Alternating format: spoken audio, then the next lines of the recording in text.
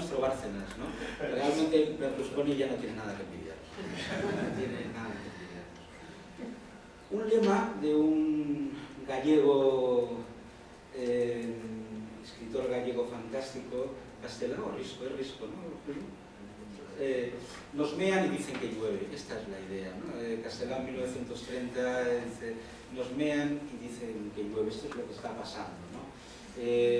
Nuestros sueños no caben en sus urnas y las otras medidas que se consensúan. Medidas de control respecto a la banca, reducción del poder del Fondo Monetario Internacional, el Banco Central Europeo, nacionalización de las entidades rescatadas por el Estado. Sabéis que Telefónica hace muy pocos años era una entidad pública, ¿no?, que Aznar regaló a sus amigos, ¿no?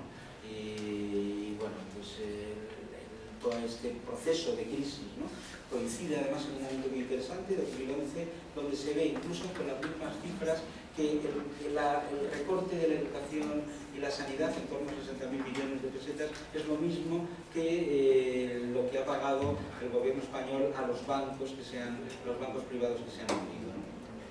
Desvinculación real entre la Iglesia y el Estado, democracia participativa, no hay pan para tanto chorizo, esa es otra de las mensajes más populares, ¿verdad? Regulación de las condiciones laborales y que se vigile su cumplimiento por los poderes del Estado, cierre de todas, aparecen también las dimensiones ecologistas, ¿no?, cierre de las centrales nucleares. Fijaos, esta foto de arriba, Adiós Mafia o la democracia, es del domingo pasado. El domingo pasado estuve en Madrid y fue la última movilización convocada por el 15M y partía desde la Puerta del Sol y su eslogan era este, ¿no? Adiós Mafia o la democracia. Como ves también pues es un ingenio, pero con toda su realidad por debajo, ¿no? La imagen de Rubalcaba y Mariano Rajoy dándose la mano, ¿no?, pues ilustra también esta dimensión de que los partidos políticos tradicionales, ¿no?, ni la oposición ni el Partido Conservador son una alternativa, ¿no? De hecho, el PSOE pasó a llamarse en todas estas pintadas PSOE, ¿no? O sea, sintetizaba y recogía las siglas del Partido Popular. Efectiva separación de los poderes ejecutivos, legislativo y judicial, también de nuevo democracia en OFAM. Y luego, reducción del gasto militar y cierre de las fábricas de armas. Con esta viñeta, con esta fotografía, lo que quería también ilustrar es algo que imagino que puede que salga en el debate, las nuevas formas de represión. Todo este desmantelamiento, todo este proceso de desregulación ha ido acompañado de una intensificación de la represión policial. De la represión policial y la represión judicial. Nuestros estudiantes de la universidad, por el solo hecho de asistir a alguna concentración, eran identificados y multados, ¿no? Imaginad lo que eso significa para sus familias cuando les llegaban a sus casas multas por 600 o 700 euros, ¿no? Pensaban que sus hijos eran unos delincuentes, ¿no? Sus hijos eran unos buenos ciudadanos que habían acudido, ¿no? Pero también la represión física, ¿no? Los golpes, las pelotas de goma, la represión física directa ha ido incrementándose. Hay una broma que yo les hago a mis estudiantes cuando me pongo un poco cáustico con la evolución de la sociedad española y digo, lo único que ha mejorado es la talla de los policías, ¿no? Los policías nacionales, ¿no? Porque los primeros, los con los que yo corría contra el franquismo, eran unos señores vestidos de gris con barriga, era muy difícil que te pillaran, ¿no? Luego hubo otra, en los años 80, en la etapa de la transición, les cambiaron a marrón. Ya sabéis que los colores de la imaginación, del imaginario policial no van muy lejos, pero ya era otro estilo, ¿no? Ya habían mejorado, ya en un sprint te podían pillar, ¿no? Y ahora, desde luego, estos de azul son de gimnasio, ¿eh? Son de gimnasio y pocas bromas con ellos. Recuperación de la memoria histórica, ¿veis? La indignación recupera el desencanto de la transición. Hay que recuperar la memoria histórica, hay que saber de dónde venimos, ¿no? Si no, no podremos recuperar el futuro. Y los principios fundadores de la democracia en España de los años 70. Por último, total transparencia de las cuentas y la financiación de los partidos políticos. Bueno, pues muchas gracias. Hasta aquí.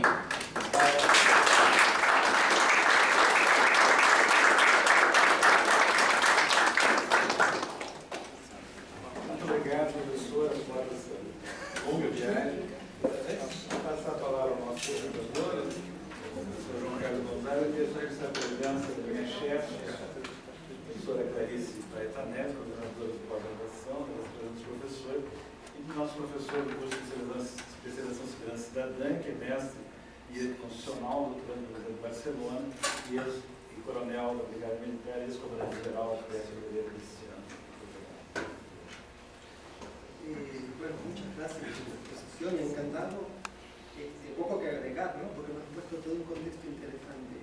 Yo voy a empezar contando mi experiencia, porque justamente yo estaba allí cuando sale el 15M, muchas de esas propuestas. Yo participé en la elaboración de las propuestas, porque hay que explicar cómo surgió, ¿no? en el punto de, estando allí, ¿no?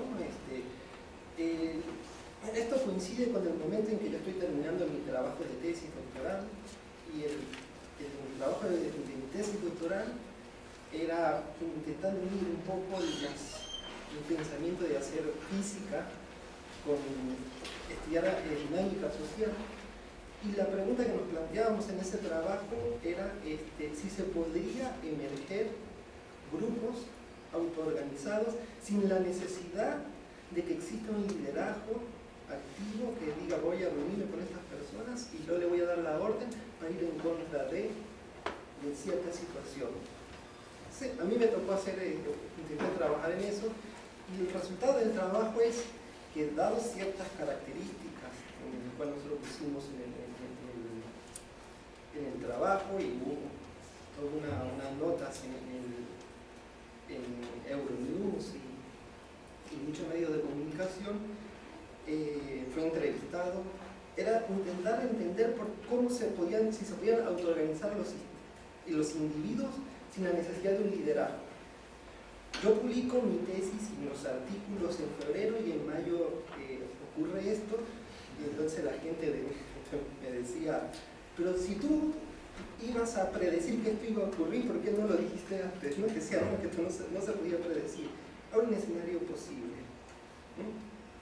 Y los puntos que nosotros tocamos era la movilización, tal como tú lo has dicho, entre las propuestas, la que llevó a que la gente se reuniera fue, si lo recuerdo, fue una semana antes de las elecciones autonómicas, donde era, creo, a un año antes de que vinieran las presidenciales, y eso que pone, ¿no? esa caricatura donde está colocada que cuando los indignados, los jóvenes salen, ¿no? y ponen su bandera, envejecen los partidos, era porque todos los partidos políticos querían tener la autoría de ese movimiento, y a su vez también querían desmarcarse, ¿no? Porque tenían miedo de que eso fuese una situación, un movimiento político, y resulta que era todo lo contrario. Creo que desde hacía muchos años, por lo que yo entendía, de que la sociedad se autoorganizaba no en términos de apoyar o no a determinados políticos, sino que realmente la gente estaba descontenta. ¿Por qué se hace a una semana a las elecciones? Porque se pedía, era que si se podía modificar de manera rápida, recuerdo en ese momento, era la ley electoral española. Porque ellos veían que no habían partidos o agrupaciones políticas que podían dar, que puede ser muy discutible, pero que podían dar una nueva alternativa social, pero que ellos no iban a conseguir la representación para poder acceder a todas esas reivindicaciones que venían los cambios, ¿no? Eso era la necesidad. Y hay un punto interesante que tú tocaste, que era en el sentido, y bueno, a lo que yo llevo, esto me hace pensar que esta nueva generación, ¿no? Por decirlo del pasado, del presente, es el concepto de ciudadanías y nuevas ciudadanías, ¿no?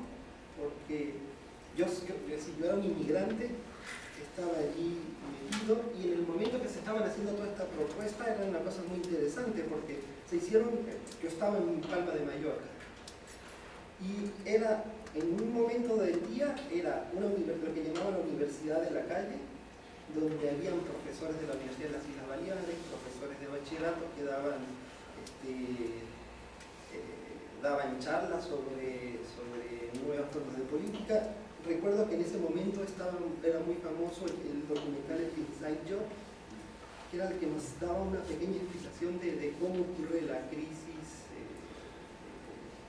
inmobiliaria sobre todo, que es el que llevó el... Y aparecían estas, ¿no? Y era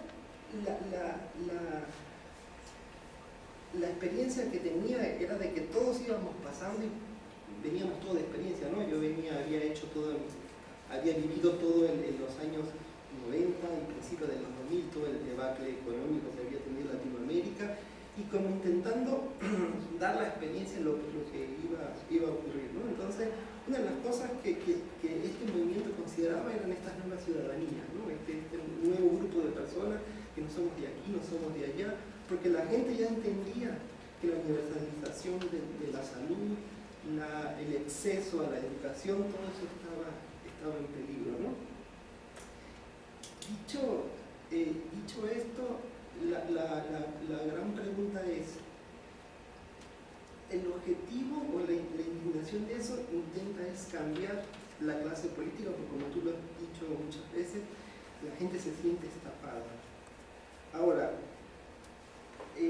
la pregunta es, ¿existe o estamos en ese camino de que haya un verdadero o haya un cambio de mentalidad en las nuevas generaciones? Y lo digo porque a mí me sorprendió mucho cuando yo llego a España, la gente que compartía conmigo el despacho era un chico que tenía mi edad. En esa época yo fui a hacer el doctorado, estaba yo más jovencito, tenía yo 26 años. Y cuando estaba haciendo el doctorado, el chico me decía, no, yo tengo 24 años, me acabo de casar, he adquirido un apartamento, tengo una casa, la acabo de amoblar, además el banco me da un coche. Y yo decía, ¿y cuándo ganas? No, lo mismo que tú, la misma época, para esa época eran 930 euros, ¿no? Estoy hablando del 2006, ¿no? Y entonces, es lo que tú dices, ¿no? Es el sueño, ¿no? Este sueño, digo, esto que nos llamaron democracia. Ahora, cuando solo hablamos de democracia real, son todas estas propuestas. Muchas de estas propuestas, últimamente, por ejemplo, la última, la de total transparencia, se intentó poner una ley, ¿no? Ahora, a ver, ¿la clase política ha aprendido de esto? No sé, es mi sensación, ¿no? Habrá... Sí. Estamos en el futuro y habrá otro futuro. Este es el futuro que tenemos y no hay más. Yo como joven y científico y trabajador y generador de conocimiento, me resigno a creer eso, perdón, me opongo a creer eso, ¿no? La pregunta es, ¿tenemos alguna perspectiva que podamos haber este cambio? Porque las soluciones que se están viendo es que la gente prefiere o está migrando, ¿no? La inmigración, lo que nos pasó en muchos países latinoamericanos, una generación de los 90 que Latinoamérica se preparó muy bien y la mayoría muchos se fueron y están fuera, ¿no? Yo tengo hace 10 años, me fui de Venezuela y no he vuelto. No tengo perspectiva de volver, ¿no? Hay gente en España, tu experiencia, por ejemplo, ¿cuál es la perspectiva de vuelta, ¿no? O sea, más que una pregunta, es una reflexión, creo.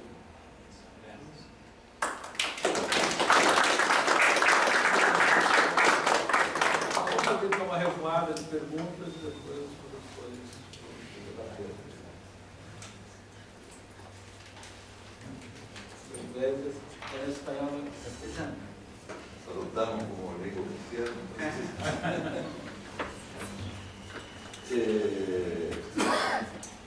Digamos que a medida que los años pasan uno se va haciendo más escéptico y aceptando con más facilidad las desilusiones. Pero de lo que ponía José Manuel,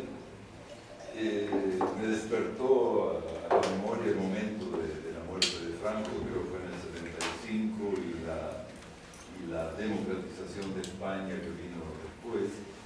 Y tú dijiste que había dos opciones, que el socialismo en esa época parecía un camino, pero en el 75, 2 años antes del 75, ya había sido el golpe de Estado de Pinochet en Chile, que mostró que la vía pacífica al socialismo había sido una ilusión o una utopía.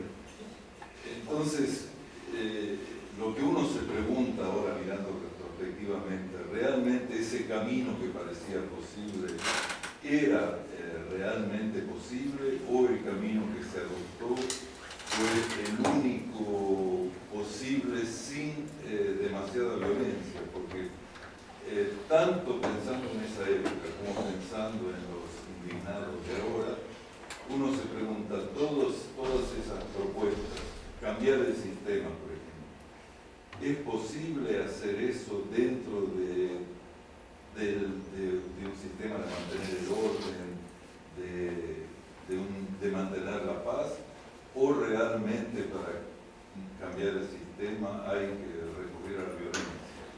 Y el otro punto que me gustaría preguntar es, ¿hasta dónde se mantiene esa movilización de los indignados? Aquí en Brasil pasó una cosa que es un poco emblemática, que después de las manifestaciones de junio, un mes y medio después, la Cámara de Diputados decide mantener en su cargo a un diputado que estaba condenado a 11 años de prisión. O sea, simplemente riéndose en la cara de todas las manifestaciones que hubo contra la política, la corrupción, etcétera, etcétera.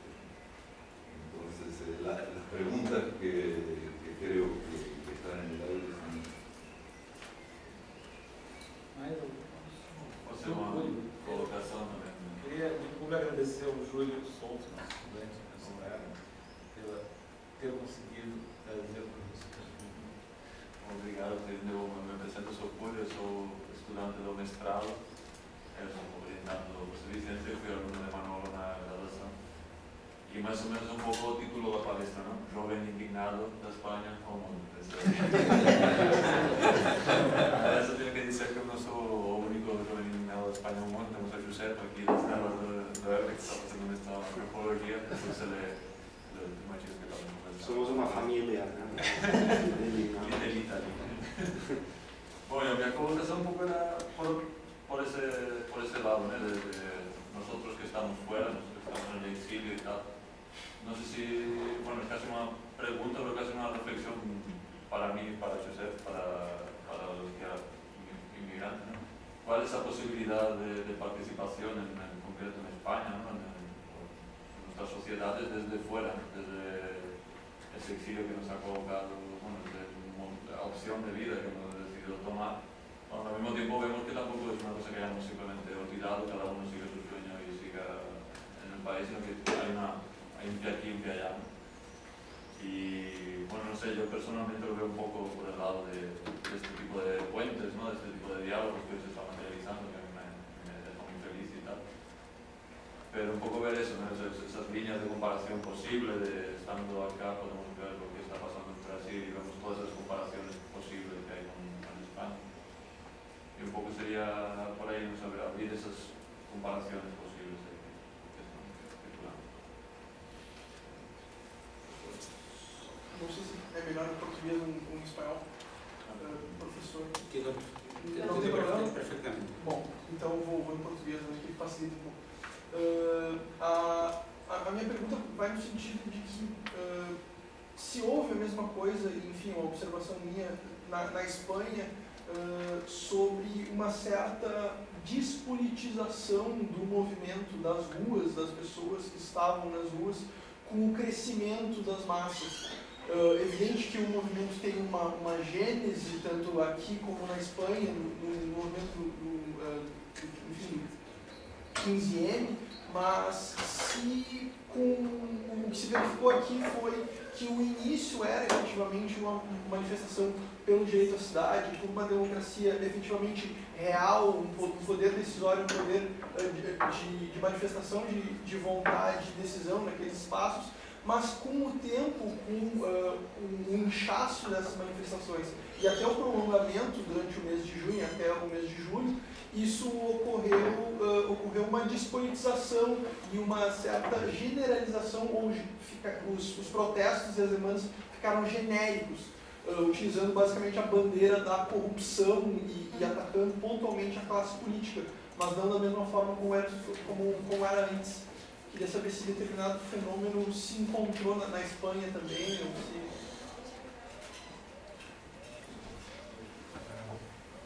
Me chamo Vitor, aluno também do professor José Vicente, do mestrado. Eu gostaria de perguntar para o senhor, na verdade, pedir que o senhor tecesse alguns comentários a respeito do contexto do 15M em 2011 na Espanha. Surgiu o contexto de crise financeira global de 2008 e, portanto, num quadro de decréscimo, de declínio dos índices de desemprego aumentando, problema de moradia, tudo isso, e um momento do Brasil em que os movimentos de demanda, que são algo similares nas pautas, surgirem justamente no movimento contrário de ascensão econômica, de melhora dos índices, diminuição do emprego.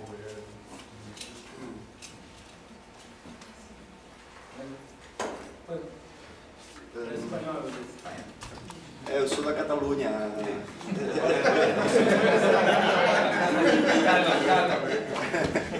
Mas tudo bem, né? Sou internacionalista também.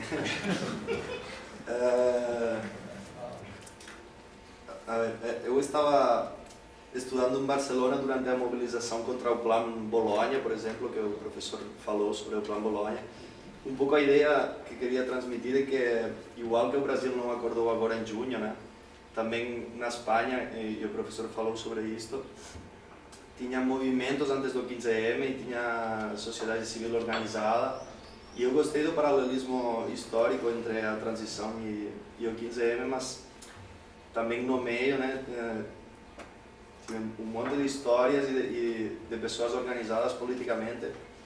Mas o paralelismo eu acho que é muito interessante e pertinente, né? Mas, por exemplo, eu acho que uma nota positiva são, por exemplo, um partido político na Catalunha que é candidatura de Unidade Popular, candidatura de Unidade Popular, e eles estão aparecendo no Parlamento, e sei que em Valência também tem algum partido, não sei se é a mesma candidatura, o mesmo partido ou similar. E eles também não nasceram no 15M, mas eles estão aparecendo no Parlamento criticando fortemente, por exemplo, a intervenção policial nas manifestações, criticando a corrupção, de uma forma que antes não acontecia, né? E eles são a forma de organizar-se assembleária e eles estão tentando mudar o sistema desde dentro do sistema eleitoral e assim. Mas também existem, eu acho que uma grande pergunta que eu me faço é, nós somos capazes de mudar as coisas desde dentro da sociedade e talvez também desde, assim, criando alternativas, por exemplo, comunidades pequenas que sejam no máximo grau possível autossustentáveis, respeituosas com o meio ambiente e respeituosas mais socialmente, né? Daí, claro, são vias diferentes, tentar mudar o sistema desde dentro ou tentar criar um sistema alternativo que não dependa destes sistemas que não gostamos. E, claro, tem pessoal que diz é esquecer a sociedade, deixar a sociedade como sozinha, é como abandonar a sociedade e procurar criar outra coisa. Mas eu acho que também talvez dá para fazer as duas coisas, né? Seguro que tem pessoas que estão numa comunidade e ao mesmo tempo estão tentando mudar a sociedade desde dentro. E então, também porque desde uma olhada etnográfica ou antropológica não dá para pensar, os jovens todos acreditam neste sistema de hipotecas. Claro, a sociedade é super complexa e super plural, né? Mas acho que as vias existem, mas se a gente não luta, nunca vamos conseguir nada. Então, com certeza a resposta estará na luta, assim. As melhores estarão na luta, se na luta não vamos ter melhor. Gracias. Buenas tardes. Bueno, yo soy profesora española, estoy haciendo una estancia postdoctoral aquí y cuando vi el título de la conferencia, a pesar de que estoy en el otro campus y ha sido una odisea llegar aquí, pero bueno, estoy aquí. Estoy aquí y bueno, no tengo preguntas, solamente quería agradecerte tu capacidad de síntesis para resumir todas las etapas sociopolíticas porque la hemos vivido y entonces cuando la has contado nos vemos todos muy implicados en ello y creo que también la palabra desencanto pues define mucho el sentir general de la sociedad española, pero nos debemos de sentir muy orgullosos de contar con este movimiento porque a todos cuando empezó nos dejó un poco impactados porque hablamos mucho del conformismo, pero la gente no se conforma. Hay como una situación contradictoria. Son conformistas, pero a la hora de lanzarse hemos visto con este movimiento no solamente de jóvenes, sino de adultos, de familia, de niños, de la sociedad en general, se ha visto implicado en que todos estos temas del engaño de las hipotecas, la corrupción política, no sé, los recortes en educación, en sanidad, el plan Bolonia, es que son tantas cosas a la vez que de alguna manera tendría que salir. Yo soy psicóloga y veo que el sentir general era necesario, esa explosión para darnos cuenta que no somos tan conformistas como nos creemos. Todavía tenemos un atisbo para la lucha y para pensar que hay muchas cosas que hay que cambiar. Y no se ha hecho todo, pero se ha hecho mucho, por lo menos algo, y en eso estamos.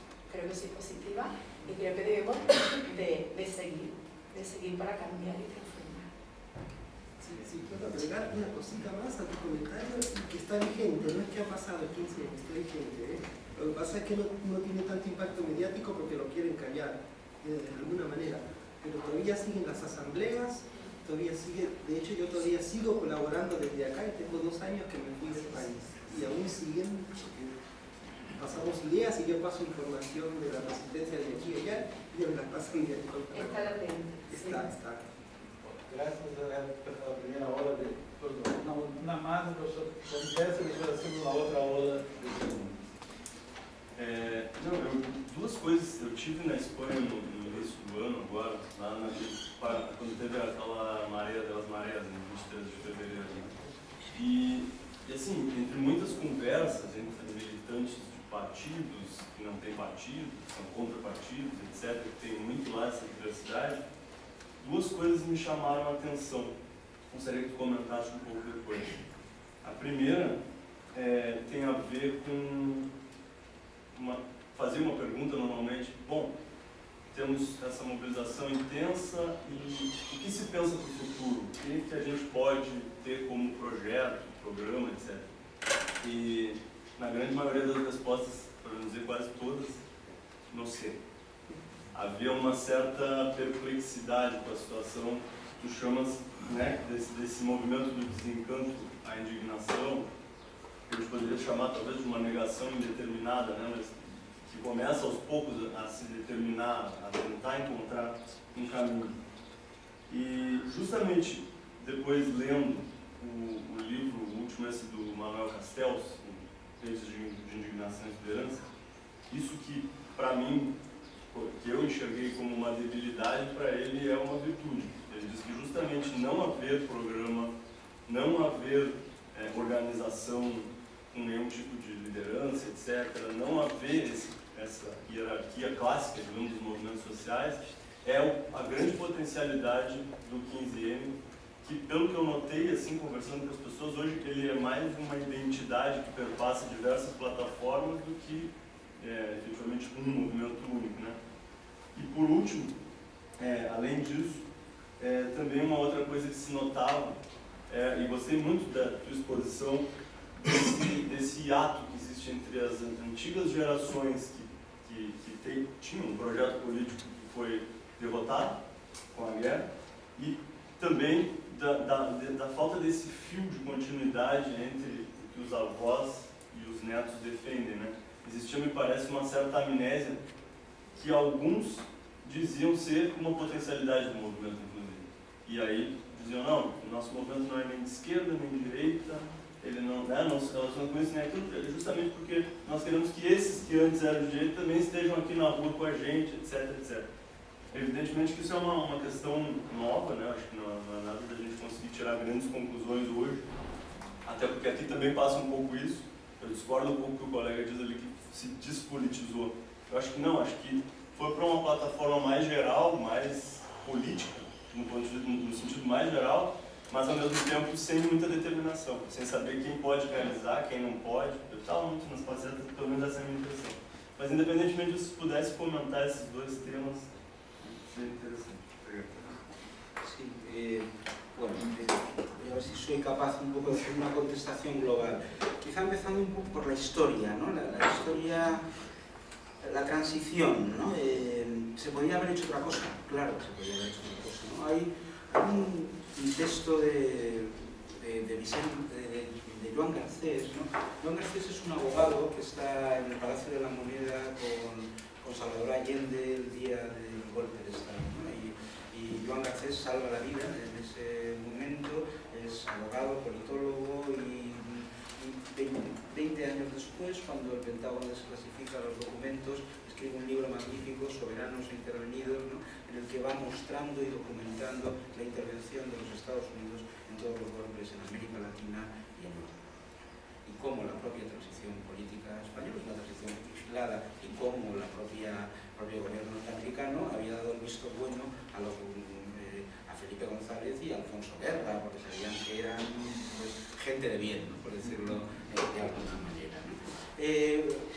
Pero que no sabían que la gente de bien, en el sentido que lo entendía el gobierno norteamericano, eran los 10 millones que les votan. La sociedad española no sabía que ser gente de bien para ellos se traducía en frustrar todas las expectativas de cambio y de transformación pacíficas, ¿no? Que en ese momento estaban con cierta violencia, que la hubo. La transición fue un momento violento, pero frustrarlas y transformarlas y cambiarlas, ¿no? Ahí, en ese espacio, había futuros posibles que no se transitaron, ¿no?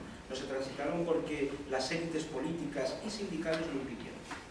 Esa es una cosa que reaparece como demanda de la propia indignación. La cuestión de la violencia es también importante porque el movimiento indigno es un movimiento pacífico, pero la revolución conservadora que estamos asistiendo no es un movimiento pacífico, es un movimiento extraordinariamente violento. Extraordinariamente violento, hasta puntos inauditos de desgraciar a personas que se quedan sin casas, de tener a gente sin trabajo, de gente que no tiene derecho a la asistencia y que muere a las puertas de los hospitales, como un par de casos recientes, ¿no? Que nosotros, cuando teníamos 20, 25 años, oíamos que esto ocurría en Estados Unidos y decíamos, pero ¿cómo es posible? La sanidad española ha sido una sanidad pública de las mejores del mundo y la están desmantelando. Entonces, claro, la violencia de la revolución conservadora es extraordinaria, y sin parangón, y esto no somos capaces de apreciarlo, ¿no? Y esas dimensiones materiales de violencia es la que están un poco en la base del movimiento indignado. La identidad que aparece. A mí me parece, fijaos, tú contabas el caso, yo, de tu digamos, implicación así, de la experiencia de la indignación, ¿no? Yo llevaba 4 años trabajando en un instituto de teoría del caos, con físicos, médicos, intentando entender, ¿no? Pues las aplicaciones de la teoría del caos, ¿no? Son también muy seguidores de los procesos sociales, ¿no? Sin llegar a ser lumantianos, pero de la autoorganización, ¿no? Y uno que siempre ha sido muy escéptico con los partidos políticos tradicionales, ¿no? Siempre ha tenido la esperanza de que esa autoorganización exista y aparezca, ¿no? El aleteo de una mariposa puede provocar la revolución socialista en la sociedad española. No. ¿Qué está pasando ahí, no? Lo que está pasando es que hay una agresión brutal a cada vez sectores, tú lo has señalado también, no solo de jóvenes, los jóvenes le dan la identidad, ¿verdad? Pero hay otros sectores de clases medias, que están viéndose desposeídos, ¿no? De sus procesos de movilidad y de su propio presente, ¿no? Y esa es la base material del movimiento indignado, porque el año anterior al movimiento indignado yo doy un máster de movimientos sociales emergentes y estaba discutiendo con mis estudiantes que no pasa nada. Ellos decían, no pasa nada, no es imposible que pase nada, y al año siguiente irrumpe. ¿De dónde ha salido? un alma ha salido, o una dimensión ha salido de esas agresiones constatadas por sectores ciudadanistas. Sectores ciudadanistas son esos buenos ciudadanos, jóvenes que han creído en la democracia, clases medias descendentes, que se ven desposeídas de sus derechos que hasta ese momento habían tenido, y que se articulan con, lo señalabas tú, con los que han mantenido la historia del desencanto de la indignación, con todos los jóvenes antiglobalización, con todos los jóvenes anticapitalistas, con todos los jóvenes ecologistas, con todos los jóvenes que desde 1977, ¿no?, hasta el 2010 van organizándose en distintos movimientos. V de vivienda, el referéndum contra la OTAN, muy distintas iniciativas antiglobalización, y que tienen una conciencia global de que el proceso que se está viviendo es un proceso político, conflictivo, es una lucha. Es una lucha en la que están ganando unos. Cuando cae el muro de Berlín, se acaba la historia. Lo que quieren es que se acabe la historia, ¿no? Esa es la idea, ¿no? Caer el muro de Berlín es vamos a hacer caja.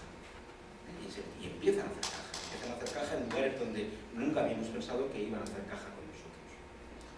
Pues los grupos, la otra alma del 15M son esos otros grupos que están ahí y que son conscientes porque su propia práctica política, institucional, les ha permitido ver cómo la democracia es un entramado que no va a dar respuesta, la democracia tradicional, a las aspiraciones de transformación, que han entendido los procesos de globalización neoliberal que van a afectar a todos los lugares y que están desde sus lugares resistiendo. Y ahí se funden esos dos espacios. Y se funden durante ese 15M del 2011 en asambleas y en acampadas que duran meses y que ocurren en un momento inaudito, a una semana de unas elecciones autonómicas donde los noticiarios no tienen información y donde parece, para los propios informativos, algo gracioso, ¿no? Incluso juvenil, ¿no? Y fresco, de que hay una gente en la calle que está protestando. Y entonces le dan una dimensión mediática inaudita. Ahí hacen crecer el movimiento. Después se internacionaliza, Spanish Revolution, ¿no? Pero es precisamente el lugar, el contexto, ¿no? La articulación por debajo de ese movimiento que despista a los medios de información y le dan una sobre-representación y una importancia inaudita. De hecho, los medios de comunicación durante estas semanas van buscando sociólogos por todas las universidades que les digan, ¿hay algún sociólogo de guardia? A ver qué pasa aquí, ¿qué ha pasado en este lugar? ¿No? Porque no saben ellos, ¿no? Y nosotros tampoco sabemos. Estamos todos despistados, ¿no? Los sindicatos están despistados, los luchadores tradicionales están despistados. Nosotros luchando durante 25 años y ahora llegan estos y se llevan el protagonismo, ¿no? Los partidos políticos están también despistados, ¿no? Estos y están pensando qué va a pasar la semana que viene con los votos. Atención, una cuestión. Son medidas distintas. Esto no se mide en votos. La indignación no se mide en votos. Medirlo en votos es un error. Son lógicas distintas, ¿no? Bueno, pues esos dos grupos confluyen y viven durante meses en asambleas y de alguna manera hay una simbiosis del ciudadanismo bien intencionado, ¿no? Y una simbiosis con las perspectivas o los análisis más lúcidos de los procesos de transformación. Y en eso se está. Los partidos tradicionales se dan cuenta que deben regenerarse, si quieren, sobre todo los que están a la izquierda, si quieren captar estos movimientos, ¿no? A su vez, la izquierda sabe, ¿no? Los grupos de los indignados saben que deben buscar algún tipo de acuerdo con los sindicatos mayoritarios y los partidos de izquierda si quieren que todas estas dimensiones vayan a algún lado. Pero eso es lo que se está jugando en este momento. Esa es la dialéctica que hay en este momento y que no sabemos cómo se resolverá.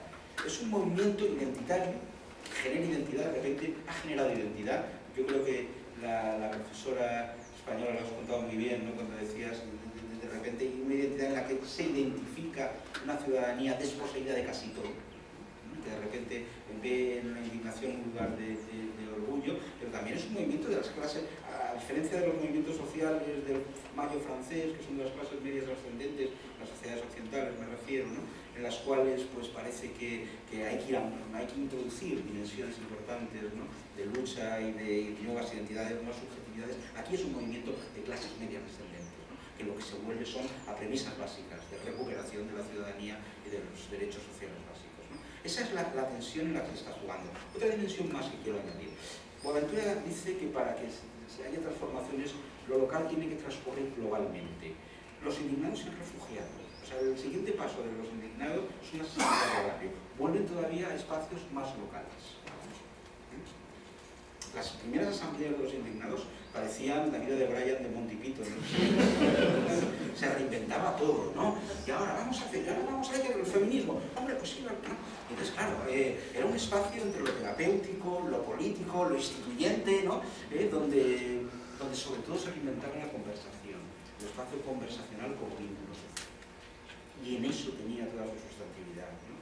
Pero claro, finalmente es un movimiento de repliegue a lo local, pero un local global, un local que está fecundado de alguna manera por las otras dimensiones, un local que puede dar lugar, no sabemos muy bien aquí porque eso lo dirá la propia conflictividad. Y acabo, ¿no? A mí me parece fundamental no perder de vista el proceso, he insistido, parece que uno viene a contar la historia de España, ¿no? Que viene a contar, pero lo que quiero sobre todo que se entienda es que ese es un